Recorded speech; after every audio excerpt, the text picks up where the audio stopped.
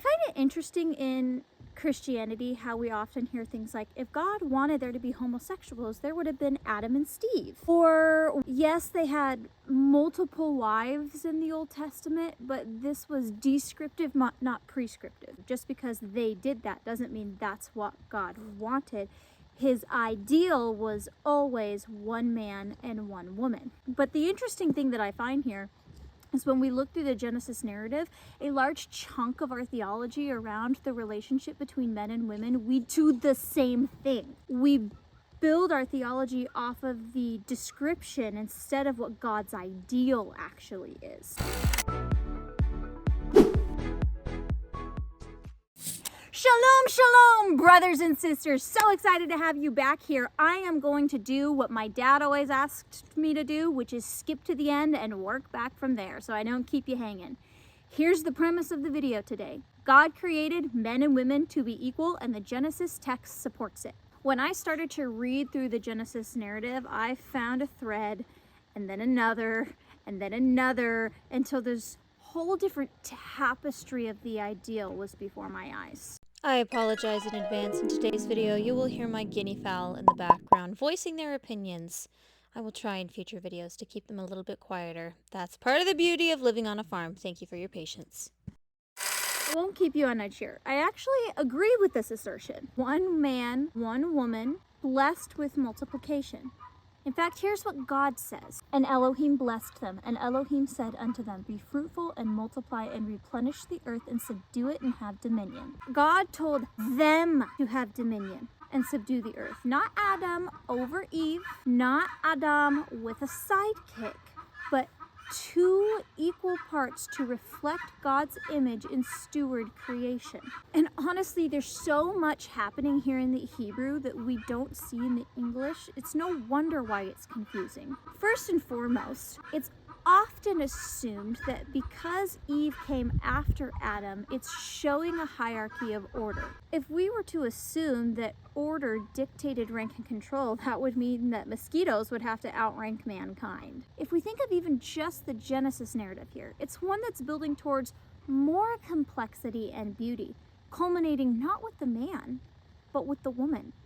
So perhaps instead of viewing this through the lens of the man was created first, therefore he has more authority, we should start looking at this through the lens of Eve was the capstone of creation's goodness. But isn't she called Adam's helper? This directly ties into why looking into the biblical languages can be so important here.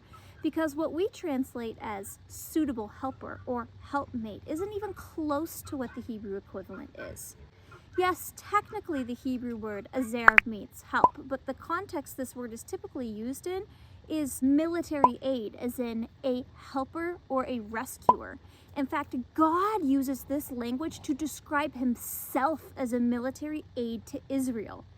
That's the first part of the word, ezer. And kenegdo, meaning face to face or opposing, means she looks you eye to eye. The Hebrew is literally drawing a picture of relational equality. This may be a good place to interject it. If you could please boop that like button, it would really help me out. Because I'm a small channel, the YouTube algorithm doesn't understand who and how to push my videos out yet. If you could take just a tiny moment and boop that like button down below, it would help me out immensely. Let's get back to the video. A much better translation for helpmeet in English would be a beneficial adversary or perfect opposition. And you might be saying, yeah, but then Eve caused the fall of humanity. Well, if that's your take, I would highly recommend you check out this video. I'll link it somewhere on screen, where it talks about how I believe Adam was actually responsible for the fall and how the text supports that. That's outside the scope of this video today. But even if we take that assumption and say, now we have the fall of humanity and that changed everything, we're circling all the way back around to my original point here, is how we have built a theology based off of God's description of a broken world, not on his ideal of what the world should be like.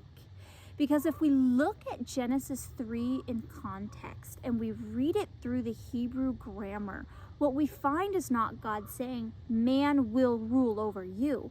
What we find God saying is, now that there's sin, you will struggle in your relationships. You will long for your husband, and he will long to have control over you. Insert our modern dilemma.